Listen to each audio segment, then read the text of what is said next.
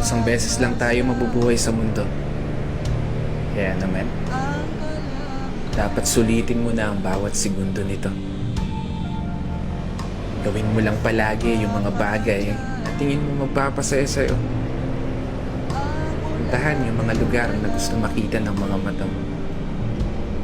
Kasi isang beses lang, oo, isang beses lang, tayo may pagkakataon dumaan sa kalsada ng buhay na hindi mo na mababalikan. Dahil habang tumatanda tayo, meron tayong isang bagay na malimit na kakaligtaan. Yun ay maglaan ng oras para sa sarili nating kaligayahan. Kasi karamihan sa atin, puro trabaho na lamang nasa isip. Sa pagtulog na lang dinadaan yung pahinga habang namamasyal sa panaginip. At paggising, trabaho ulit hanggang sa hindi mo na magawang masulit kahit man lang saglit.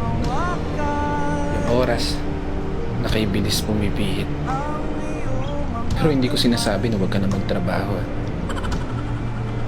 Gusto ko lang ipaalala sa'yo, ipaalala sa sarili ko